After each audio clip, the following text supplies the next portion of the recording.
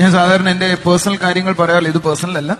അതിന്റെ കൂടെ ഒരു 18 lakhs കൂടെ ഉണ്ടായാലേ വാങ്ങാൻ ഒക്കത്തുള്ളൂ. CC ഇട്ട് എടുക്കാനാണ് പ്ലാൻ ചെയ്യുന്നത്. പക്ഷെ എനിക്ക് ഇങ്ങനെ തോന്നി, CC ഇടാതെ നമുക്ക് എടുക്കാം.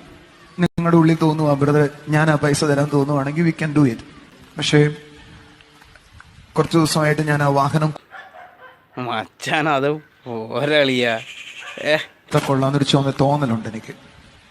പക്ഷെ പുതിയ വണ്ടി എടുക്കണമെങ്കിൽ 8 മാസം കാത്തിരിക്കണമെന്നാണ് നമ്മുടെ ജയലക്ഷ്മിയൊക്കെ പറയണ എന്നോട്. കാരണം ടൊയോറ്റയ്ക്ക് ആ വണ്ടിക്ക് 8 മാസത്തെ ഡിമാൻഡ് ഉണ്ട്. സോ എങ്കിലും പറയാറില്ല, എങ്കിലും പറയുന്ന കാര്യം ഒന്ന് ശ്രദ്ധിച്ച് കേട്ടാട്ടെ. യൂട്യൂബിലുള്ളവർക്ക് എന്നെ കേൾക്കാം. ഞാൻ ഒരു ക്രിസ്റ്റ എന്ന് പറഞ്ഞ ബൈക്കുകളാണ് ഉപയോഗിക്കുന്നത്.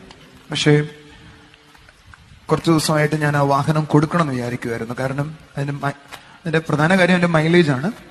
അതിന്റെ പുതിയൊരു വണ്ടി അത് ഒരളിയാ എടുത്താൽ കൊള്ളാന്നൊരു തോന്നലുണ്ട് എനിക്ക്.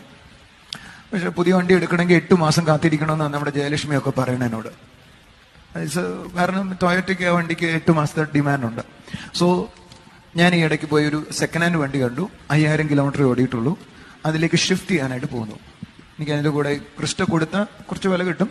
അതിന്റെ കൂടെ ഒരു 18 lakhs കൂടെ ഉണ്ടായാലേ വാങ്ങാൻ ഒക്കത്തുള്ളൂ. പിന്നെ 4 മണിക്ക് നമുക്ക് എന്താ വേണ്ടി വെച്ചാൽ ഒരു 4 മണിക്ക് ഒരു ചായ, ഒരു വട, അല്ലെങ്കിൽ പൈമ്പൊരി ഒരു വട, അല്ലെങ്കിൽ ഒരു അട ഒരു വട എന്നുള്ള അതിലൊക്കെ രാത്രി ബീഫ് ഫ്രൈ, പൊറോട്ട, ഞായറാഴ്ച മാത്രം ബിരിയാണി.